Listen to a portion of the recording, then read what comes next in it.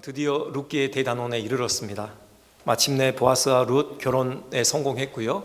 그 사이에서 아들이 태어났습니다. 이름하여 오벳이라고 하죠. 우리가 잘 알고 있듯이 이새의 아버지요 다윗의 할아버지인 그 오벳이 보아스와 룻 사이에서 태어난 것입니다. 우리가 근데 이 대목에서 좀 독특한 부분이 있어요. 룻기를 자세히 들여다봤으면은 이 부분이 독특할 수밖에 없습니다. 13절인데요. 그 뒷부분에 보면은 여호와께서 그에게 임신하게 하심으로 그가 아들을 낳은지라 이렇게 되어 있습니다. 이게 왜 독특한 거냐면요, 룻기 저자는 지금까지 이런 식으로 하나님께 일하심을 직접적으로 표현한 적이 없습니다. 물론 1장 6절에요 나오미가 모압에 있을 때 여호와께서 자기 백성을 돌아보사 그들에게 양식을 주셨다 함을 들었으므로 그렇게 돼 있어요. 그러니까는 나오미가 이렇게 간접적으로 들은 것으로 그렇게 인용은 된 적은 있지만 이런 식으로 직접적으로 하나님께서 일하심을 표현한 적은 없어요. 우리가 잘 알듯이 우연히, 마침 이런 방식으로 보이지 않는 하나님의 손길을 그려내왔습니다. 룻이 우연히 보아스의 밭에 갔고요, 마침 보아스가 그 밭을 찾아왔던 것이죠. 보아스가 성문에 앉았을 때 마침 기업 물을 자가 그 성문을 지나고 있었더라. 이런 식으로 하나님의 보이지 않는 손길을 그려내고 있었지, 직접적으로 여호와께서 룻으로 하여금 임신하게 하심으로 그가 아들을 낳은지라 이런 표현은 없었어요. 이게 그래서 독특한 것이죠. 그렇다면 이것이 하면은 바는 뭐겠습니까? 이 오벳의 출생이 특별한 의미를 가지고 있다는 것입니다. 하나님의 특별한 개입으로 이 오벳이 출생했는데 이 오벳의 출생은 그만큼 특별한 일이고 특별한 의의를 가지고 있는 사건이다라는 것을 함의하는 것이죠. 특히나 이 오벳의 출생으로 이제 룻기가 막을 내립니다. 마지막 사건이 이 오벳이 출생한 사건이죠. 곧 이 오벳의 출생은 룻기의 결론과 같은 그런 의미를 가지고 있는 사건이라는 것이죠. 오늘 이 룻기 오벳의 출생과 관련된 의미가 무엇인지를 살펴보므로 룻기 전체의 주제를 한번 아우르는 그런 시간을 갖고자 하는 것입니다. 첫 번째요, 오벳의 출생은 생명의 회복이라는 의미가 있습니다. 오벳이 태어났을 때 베들레헴 여인들이 다 모였잖아요. 그리고는 하나님을 찬송하였습니다. 여호와께서 나오미에게 기업 물을 자가 없게 하지 아니하셨다. 그리고 이 아이는 바로 나오미 너의 생명의 회복자요 노년의 봉양자다. 이렇게 하나님을 찬송하고 또 그 아이를 축복하는 그런 모임을 가졌습니다. 여기 생명의 회복자라, 이것이 원어로는요 내 생명의 회복자인데 내 생명을 돌아오게 하는 자다, 그런 의미입니다. 내 생명을 돌아오게 하다, 여기 돌아오게 하다라에 좀 우리가 주목을 해봐야 돼요. 왜냐하면요, 처음 모압에서 나오미가 돌아왔을 때 그때 그 모였던 베들레헴 여인들 앞에서 그가 그렇게 탄식을 내뱉습니다. 내가 풍족하게 모압으로 갔더니 또 떠났더니 여호와께서 나를 텅 비어 돌아오게 하셨다. 그때 베들레헴 여인들이 뭐라고 대답했죠? 아무 얘기를 못했습니다. 침묵으로 일관할 수밖에 없었어요. 너무 초라한, 너무 망가진 나오미의 모습을 보고 여호와께서 나로 텅 비어 돌아오게 하셨다라고 했을 때 아무 말을 못했던 거예요. 이제 상황이 역전됐잖아요. 이제 다시 베들레헴 여인들이 모였습니다. 그리고 나오미 앞에서 하나님을 찬송해요. 하나님께서 네 생명을 돌아오게 하셨다라고 그렇게 찬송하고 있는 것입니다. 한마디로 나오미의 텅 빈 인생을 다시 회복시키셨다라는 지금 그런 의미입니다. 여인들이 잘 해석했습니다. 맞습니다. 나오미가 오벳을 품에 안은 것은요, 나오미의 텅 빈 인생이 생명으로 가득하게 된 것을 의미합니다. 사실 나오미의 생은요 상실의 연속이었죠. 남편 잃었고 아들들 잃었고요, 남편의 하나님께서 남편에게 선물로 주신 그 기업 잃었습니다. 심지어는요 자기 이름까지 잃었어요. 여러분, 나오미의 이름의 뜻이요 즐거움 아닙니까? 유쾌함이라는 의미를 가지고 있죠. 그가 여인들 앞에서 나를 더 이상 나오미라 부르지 말라, 부끄러운 이름이 되고 말았어요. 그 이름마저도. 그래서 그의 삶이 통째로 상실되어지는 그런 아픔을 겪었던 인물 아닙니까? 그야말로 아무것도 없는 텅 빈 인생이었습니다. 근데 하나님께서 오벳을 그의 품에 안겨주셨어요. 그것은 이제 그 잃었던 모든 상실이 다시 회복되는 것을 의미하죠. 하나님께서 남편의 잃었던 기업을 나오미에게 다시 회복시켜 주셨습니다. 두 아들 대신 사랑스러운 오벳을, 손주 오벳을 안게 해주셨어요. 여러분, 나오미가 오벳을 품에 안았을 때 그 마음이 어떠했겠습니까? 그가 그 사랑스러운 그 손주 아이의 혹시 볼에 입을 맞췄을 수 있어요. 그 순수하고 맑은 눈동자로 할머니를 쳐다보면서 혹시 오벳이 방그레 그렇게 미소를 지었을 수 있습니다. 그때 나오미의 눈에서 눈물이 주르륵 흘러내리지 않았겠습니까? 지난 모압에서의 그 10년간의 그 아픈 세월이 가져다 준 자기 마음의 그 상처가 한순간에 씻은 듯 녹아내리는 그런 경험을 나오미는 했을 거라고요. 나오미의 이름을 다시 회복시켜 주십니다. 지금 그 아무 말도 못했던 그 베들레헴 여인들이 지금 나오미의 하나님을 찬송하고 있잖아요.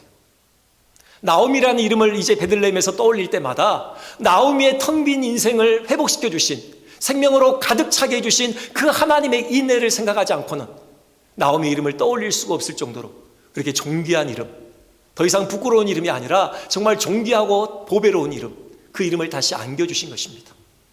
나오미의 인생을 온전히 회복시켜 주신 그 하나님의 인애가 바로 이 오벳으로 상징되고 있는 것입니다.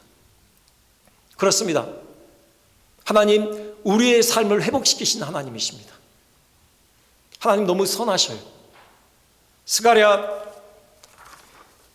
에레미야 21장 11절에 이런 말씀이 있습니다. 우리를 향한 하나님의 생각은 재앙이 아니라 평안이요 미래와 희망을 주는 것이라. 재앙이 아니라 평안이요 미래와 희망을 주는 것, 이것이 우리를 향한 하나님의 생각입니다. 누구보다도 우리가 이 땅에서 평강을 누리시기를 원하시고요, 희망찬 미래를 열어가는 것, 하나님이 원하시는 것입니다. 여러분, 이 땅에서의 우리가 누리는 진정한 복이 뭘까요? 그것은 바로 하나님과의 관계의 회복이 아니겠습니까? 프란시스 셰퍼 박사, 미국의 아주 유명한 기독교 철학자이죠. 그가 생애 말년에 암투병하면서 거의 생애 마지막 설교를 젊은 사람들에게 했었습니다. 그 설교의 핵심 주제가 바로 이 행복과 복의 차이입니다. 진정한 복이 무엇인가요? 그러면서 행복과 복의 차이를 얘기합니다. 영어로 행복이 뭡니까? 해피니스 아닙니까? 해피니스의 요노는 해픈에서 왔다고 합니다. 해픈, 우연히 발생하다. 곧 해피니스의 행복이라는 것은 우연히 잘 되는 것이에요. 우연히 성공하는 것이고요, 우연히 돈을 버는 것입니다. 우연히 어쩌다 보니까 우연히 그렇게 됐더라.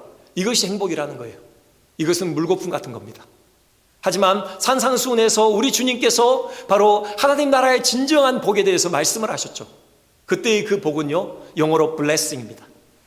그리고 blessing의 요노는요, 어원은요, bleed입니다. bleed가 뭡니까? 피를 흘리다라는 의미를 갖죠. 그러니까 영어를 사용한 앵글로색슨족에 있어서 진정한 복은 뭐냐?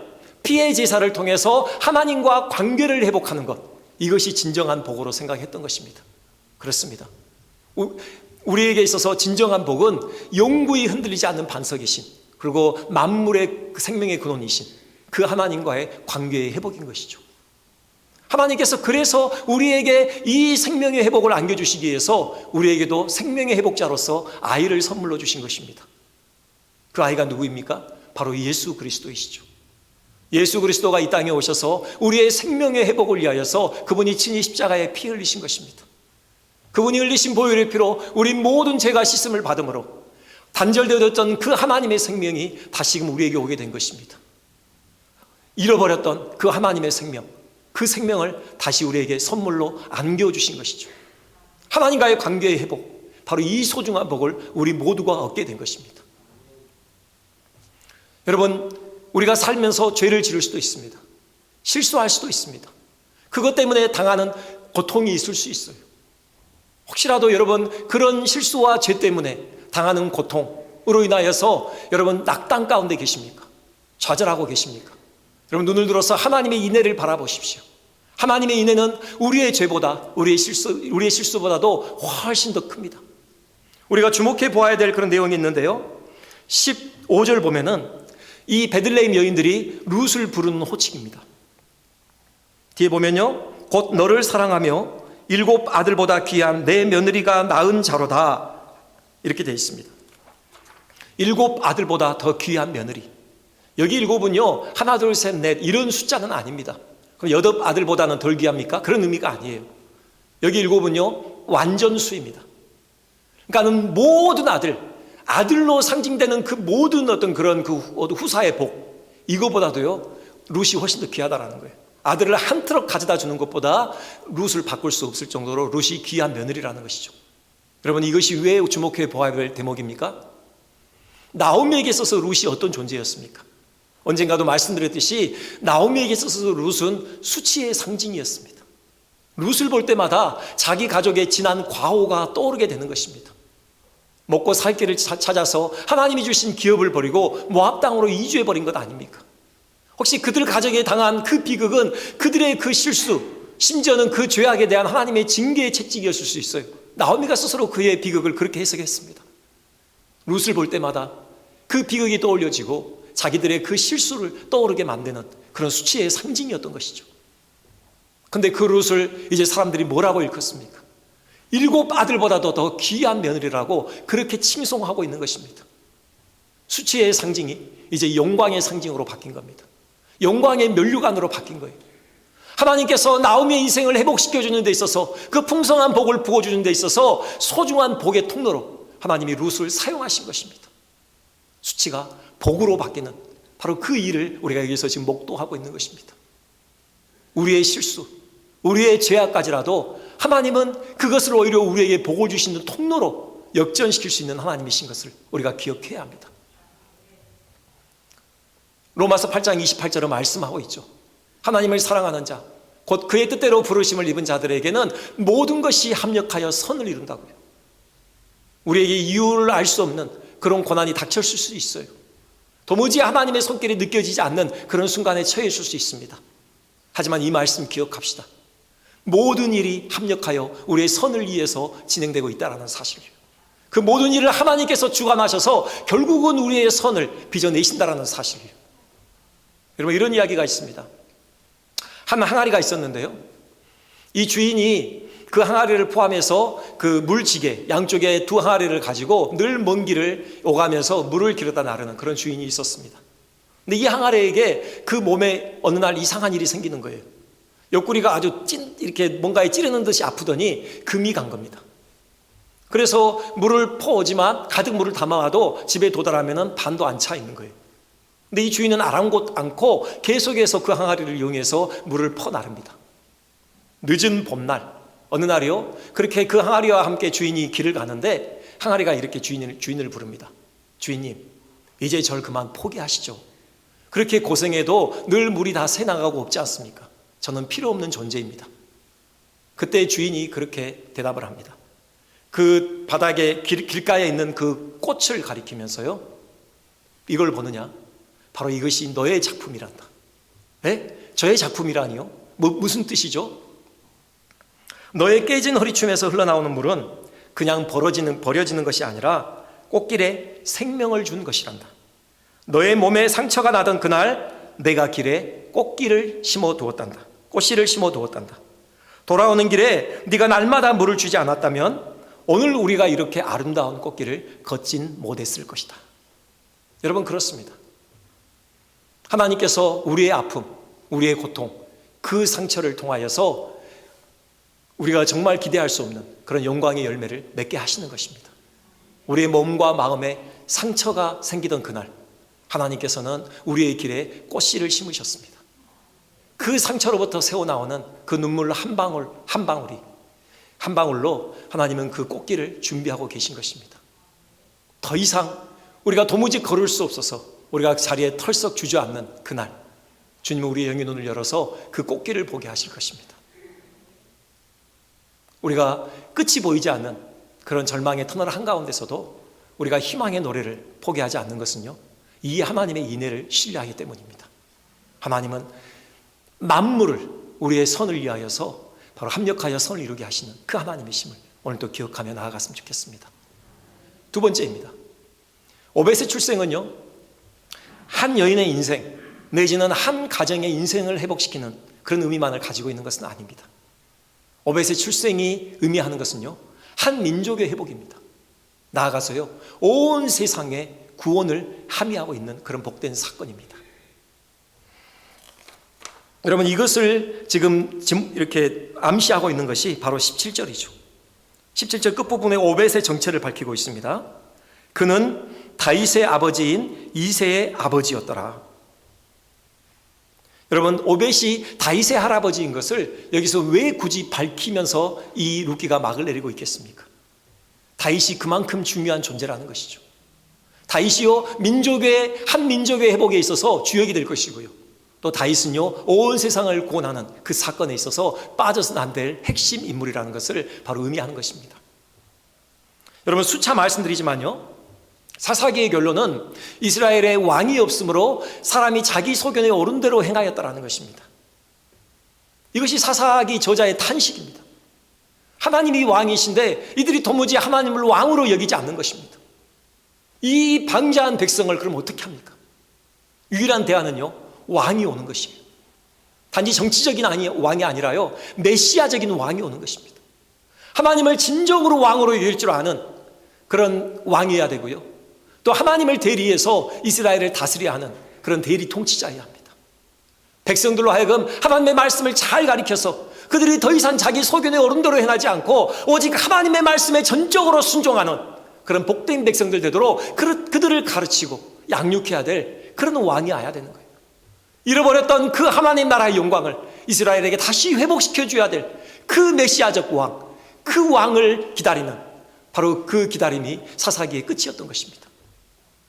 여러분, 이 사사기 저자의 이 탄식 어린 고대, 이것이 어디에서 이루어집니까? 바로 룻기에서 이루어지는 것이죠. 오벳의 출생을 통해서 이루어지는 것입니다.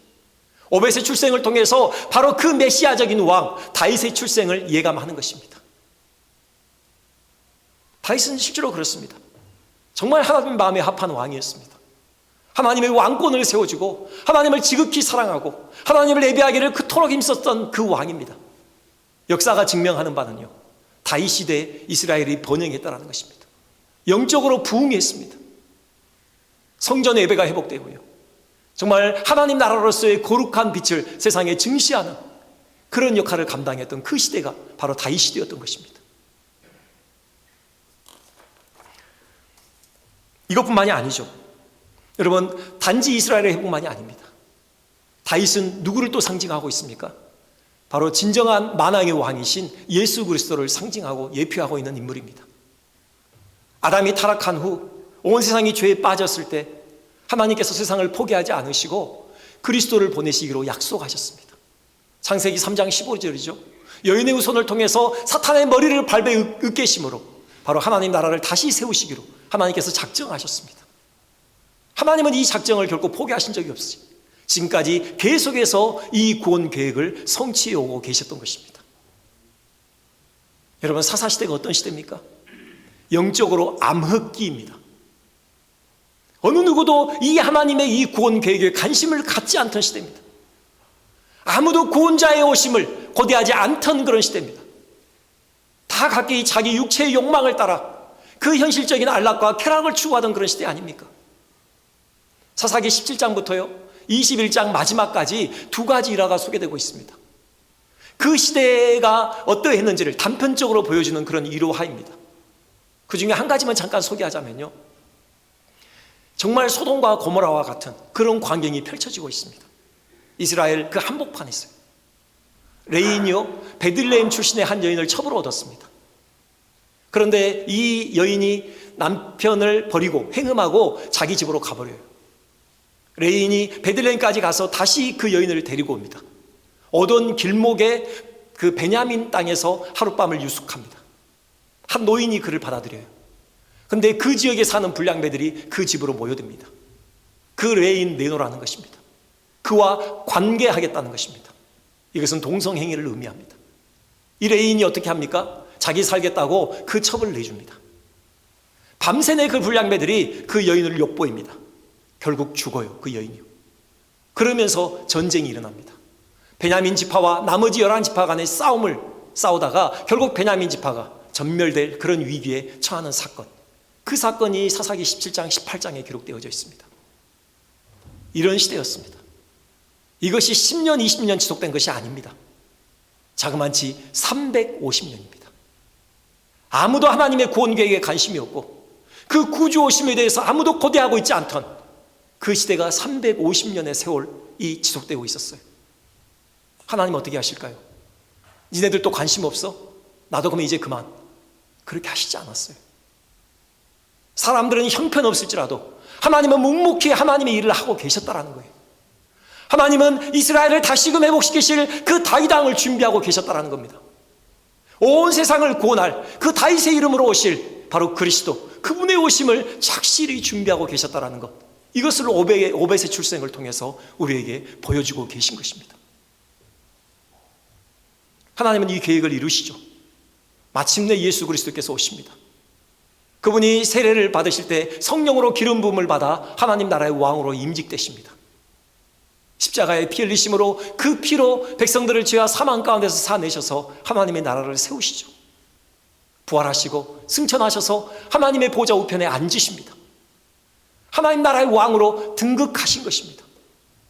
지금 성령을 보내셔서요, 지금도 열방에서 백성들을 불러 모아 그 하나님 나라를 세우시는 그 일을 지금도 하고 계십니다. 언제까지요? 세상 나라가 우리 주와 그의 그리스도의 나라가 되어 우리 하나님께서 세세토록 왕노를 하실 그날까지 우리 주님은 이 일을 포기하지 않으실 것입니다. 이 일을 지속시켜 가고 계시는 것입니다. 사람들은 아무도 이 구원 계획에 관심이 없고 그 구주 오심에 관심이 없이 그 연세적인 안락과 쾌락을 쫓아 살아가던 그 시대, 영적인 암흑으로 덮여있던 그 시대, 하나님께로부터 한 줄기 빛이 그 시대를 관통해서 조야하게 비추오고 있었던 것입니다. 거대한 탕류가 흘러가던 그 조류를 역행하며 하나님의 구원 역사의 물줄기는 끊임없이 흘러가고 있었던 것입니다. 여러분, 그런 소망이 있으십니까?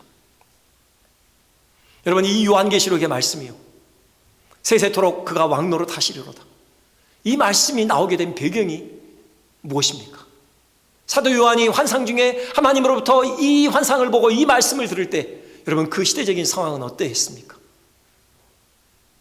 물론 초대교회요, 오순절 성령 강림 사건으로 말미암아 엄청난 부흥이 일어났습니다.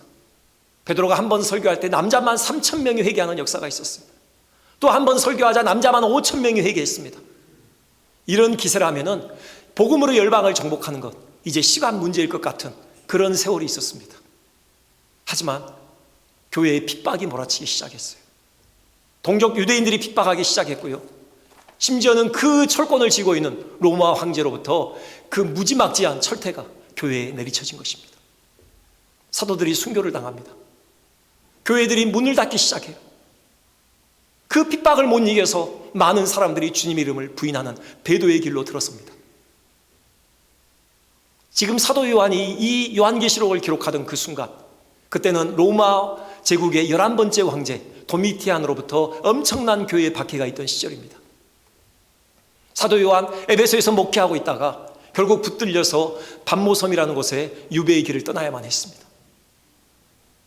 그에게 간간히 들려오는 교회 소식들, 그의 마음을 갈갈이 찢어놨을 것입니다. 사도요, 오늘 또 누구누구가 사자에게 찢겨 죽임을 당했습니다.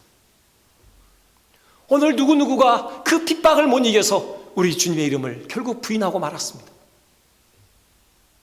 누구네 집에서 모이던 교회, 결국 문을 닫고야 말았습니다.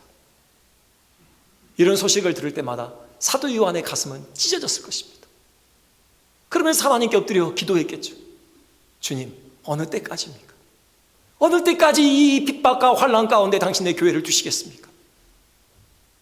그때 그의 눈이 열려 환상을 본 것입니다. 주님께서 그 오른손에 7뼈를 쥐고 계셔요. 7 금촛대 사이를 거니시는 겁니다. 이게 무슨 의미입니까? 7별은 바로 7 교회의 사자들 아닙니까? 교회의 지도자들입니다. 그 주님께서 그 오른손으로 교회의 지도자들을 붙들고 계셨다는 것입니다. 7 금촛대는요, 교회들입니다. 우리 주님께서 교회를 거니시는 겁니다. 교회를 돌보시고 계셨다는 것입니다. 전혀 주님의 임재가 느껴지지 않는 그 순간에도 주님께서는 교회를 지키시고 교회를 보호하시고 교회의 사자들을 붙들고 계셨다는 것입니다. 주님 말씀하십니다. 로마 황제가 교회의 운명을 좌우하는 것이 아니야. 교회의 주인은 나야. 내가 교회의 운명을 좌우해. 내가 교회를 지키고 반드시 교회는 승리하고야 말 거야. 그렇게 주님께서 말씀하시는 거예요. 그러면서 세상 나라가 우리 주와 그의 그리스도의 나라가 되어 우리 주님께서 세세토록 왕노를 하실 그날은 반드시 오고야 만단다. 주님께서 응답하시는 겁니다. 사도 요한이 얼마나 이 음성을 듣고 기뻤겠습니까? 이 편지를 받아든 그 어려운 가운데 있는 교회들이 얼마나 소망 가운데 가득 찼겠습니까? 그들은 묵묵히 자기에게 주어진 길을 한 걸음 한 걸음 걸어갔을 것입니다. 여러분, 이것입니다. 세상이 영적인 일에 관심을 갖지 않습니다. 점점 세속화됩니다. 하나님 나라에 대해서 관심을 갖지 않고 점점 자기 소견이 옳은 대로 육체의 소욕을 따라가고 있는 세상이지만, 그리고 교회에 대해서 늘 반대와 핍박과 그런 조소와 조롱을 퍼붓는 그런 시대지만, 하지만 교회의 주인 우리 주님이십니다. 아니, 역사의 주인이 우리 주님이십니다. 반드시 교회는 승리할 것이고 하나님 나라는 오고야 말 것입니다. 이 믿음 가지고 우리에게 맡겨진 그 믿음의 길을 묵묵히 걸어가는 우리 모두가 되기를 주님의 이름으로 축원드립니다. 마지막 한 가지만 더 살펴보겠습니다. 이 오벳의 출생이 함의하는 것 중에 하나는요, 이 구원 역사를 누구를 통해서 이루어 가시냐라는 것입니다. 사실 여러분, 사사시대에 일어난 일이죠. 사사시대 하면은 이제 우리가 룻기를 보니까 사사시대에도 우리가 룻과 보아스라는 이름을 떠올릴 수 있지만요, 우리가 그 전에는 우리에게 얼른 떠오르는 이름이 뭡니까? 기드온 혹은 삼손 아닙니까? 이것이 사사시대를 대표하는 바로 인물들이고 이름들입니다. 이들은요, 초인적인 힘을 가지고 있고 카리스마를 가지고 있는 영웅들이었습니다. 이들이 한 일은 아주 거국적인 일이죠. 그 민족의 운명을 그들의 어깨에 짊어지고 그 외적들과 영웅적인 싸움을 싸웠던, 그래서 승리를 일궈냈던 그런 인물들입니다. 이처럼 사사기는 영웅들의 이야기예요. 그런데 사사기의 끝이 뭡니까? 그때 왕이 없으므로, 왕이 와야 된다라는 그 사사기 저자의 탄식으로 바로 사사기가 끝나고 있는 것 아닙니까? 하나님 나라의 그 소망을 끝내는 성취하지 못한 바로 그 이야기가 사사기입니다. 그리고 그 성취가 어디서 옵니까? 바로 룻기에서 오지 않습니까? 다윗 왕의 엄을 통하여 있어요. 이 다윗이 누구를 통해서 옵니까? 룻을 통해서 오는 겁니다. 지극히, 사사들에 비하면 지극히 평범한 여인 아닙니까? 아니, 평범하다 못해 정말 열악한 그런 소외된 계층의 여인 아닙니까? 젊은 나이에 남편 여의였습니다. 가난과 그 외로움과 그 모든 세파를 홀로 감내해야 되는 그런 기구한 운명에 처한 이방 여인, 하나님 그 여인을 통해서 이 하나님 나라의 그 꿈을 성취해 가시는 것입니다. 우리의 상식을 벗어나는 일 아닙니까?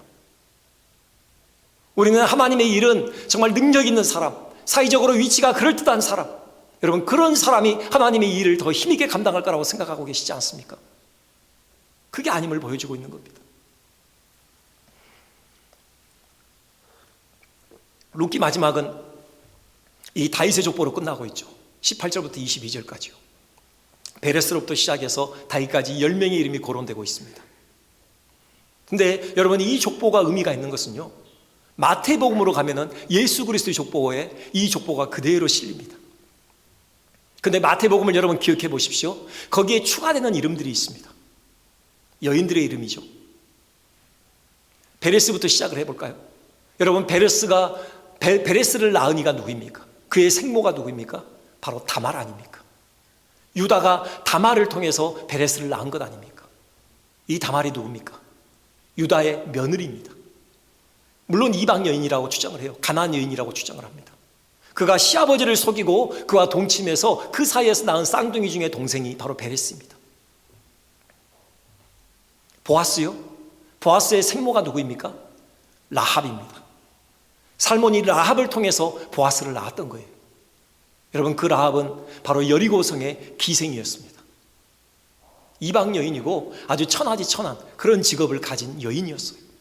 살몬이 아마 여리고 정탐을 갔을 때 그에 의해 목숨을 건졌고 여리고 정복 이후에 라합과 결혼해서 보아스를 낳았을 것입니다. 보아스가 특별히 이방 여인 룻에게 관대했던 이유 중에 하나는 자기 어머니가 이방 여인이었기 때문일 거예요. 당연히 보아스와 룻 사이에서 오벳이 태어나고요. 하나만 더 가보면요, 여러분, 다윗의 아들이 솔로몬이죠. 그 솔로몬의 어머니가 밧세바입니다. 근데 예수 그리스도의 족보에는요, 밧세바라고 이름이 거명되지도 않아요. 우리아의 아내라고 합니다. 다윗이 우리아의 아내에게서 솔로몬을 낳았고 이렇게 돼 있어요. 이방 여인들, 사회적으로 천대받고 소외받던 여인들, 심지어는 도덕적으로 흠결이 있는 그런 여인들, 이 여인들의 이름이 예수 그리스도의 족보에 이름을 올리고 있는 것입니다. 여러분, 이것이 세상의 여느 족보와 다른 점입니다.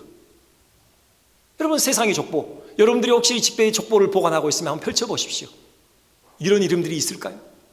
이렇게 소외되고 천대받고 불명예스러운 수치스러운 이런 이름들이 여러분 족보에 기록되어 있겠습니까? 다 지웠을 것입니다. 고귀하고 명예롭고 여러분 그런 이름들로 다 바꿔놨을 거예요. 특히나 이 족보는 왕의 족보 아닙니까? 다윗 왕의 족보이고요, 나아가서 만왕의 왕이신 예수 그리스도의 족보입니다. 왕족들은요, 대부분은 왕족들하고 결혼을 하잖아요. 평민들하고 결혼하면은 그것이 사회적인 이슈가 됩니다. 다이애나비도 그랬고요, 우리 가까운 나라에 있는 일본의 그 마사코인가요? 왕후도 그렇고. 그런데 예수님께서는 당신의 족보에 이 여인들의 이름을 올리는 것을 부끄러워하지 않으셨던 것입니다. 이것이 뭘 의미하는 겁니까? 하나님의 나라는 사람의 힘이나 능력으로 되는 것이 아니라는 것이에요. 하나님의 나라는 전적으로 하나님의 능력으로, 전적으로 하나님께서 이루어 가신다는 것을 보여주고 있는 것입니다. 여러분, 스가랴에 그런 말씀이 있어요. 스가랴 4장 6절에 하나님의 나라의 일은 사람의 힘이나 능력이 아니라 오직 하나님의 영으로 된다고요. 여러분, 그것을 분명하게 보여주고 있는 것이에요. 물론 뭐 돈이 전혀 필요 없다, 여러분 지식이 필요 없다, 사회적인 지위가 필요 없다, 그런 얘기는 아닙니다. 하지만 그것이 하나님의 나라의 일을 이룬다? 여러분, 이것은 큰 오산이고 착각이라는 거예요. 하나님의 능력이 없이는 결코 하나님의 일은 이루어지지 않는 것입니다. 우리가 하는 것이 아니라 하나님께서 하시는 거예요. 한 그 여교수님인데 이분이 정말 좋은 가문에서 태어났습니다. 아주 공부를 잘해서요, 인류대학을 나왔어요. 늘 1등만 했던 사람이에요. 당연히 남편도 아주 1등 신랑감을 얻었어요. 부족한 것 없이 그렇게 살고 있습니다. 그렇기 때문에 절박함이 없고요, 교회를 다녀도 그냥 취미생활로 그냥 종교생활처럼 그렇게 하는 분이었어요. 그런데 그만 이분에게 일이 닥쳐요. 외동딸이 이름 모를 병에 걸립니다. 자기가 가지고 있는 것을 총동원해서 자기 딸의 병을 낫게 하기 위해서 애를 썼지만 안 돼요. 그때 깨달았답니다. 아, 인생이 내 마음대로 되는 게 아니구나.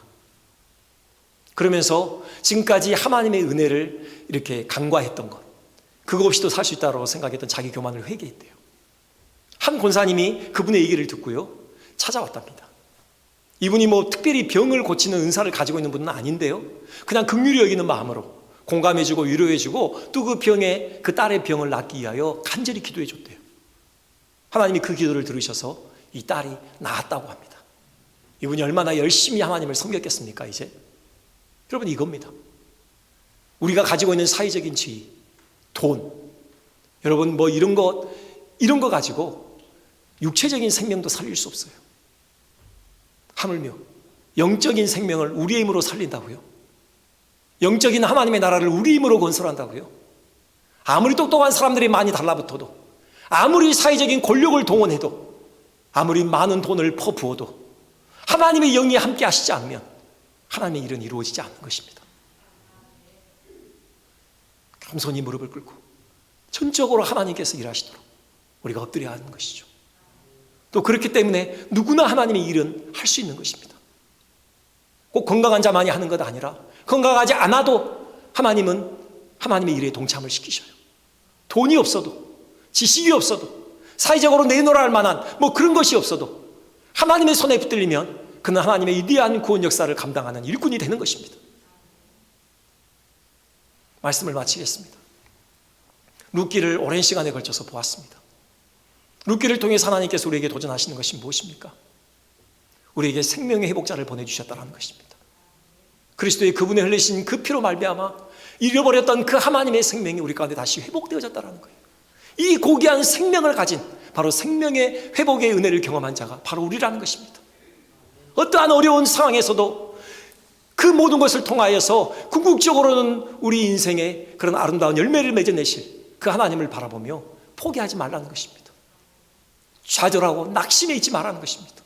다시 일어서서 희망의 노래를 부르라는 것이죠. 나아가서 세상이 아무리 암담하더라도 하나님의 나라는 반드시 온다는 것입니다. 우리 같은 자들을 구원하신 그 하나님, 동일하게 하나님이 택하신 그 백성들 한 영혼도 빠짐없이 구원하시기까지 하나님은 일하신다. 그래서 마지막 하나님 나라는 완성된다는 것을 우리에게 말씀하고 계십니다. 그걸 신뢰하면서 우리에게 맡겨진 길 묵묵히 감당하라는 주님의 그 음성을 들으시길 바랍니다. 이 일을 우리 힘으로 하는 것이 아닙니다. 오직 하나님의 영으로 하는 것입니다. 전적으로 무릎을 꿇고 하나님의 성령의 도우심을 통해서 우리를 통하여 하나님의 뜻이 세상에 펼쳐지도록 그렇게 쓰임받는 우리 모두가 되기를 주님의 이름으로 축원드립니다.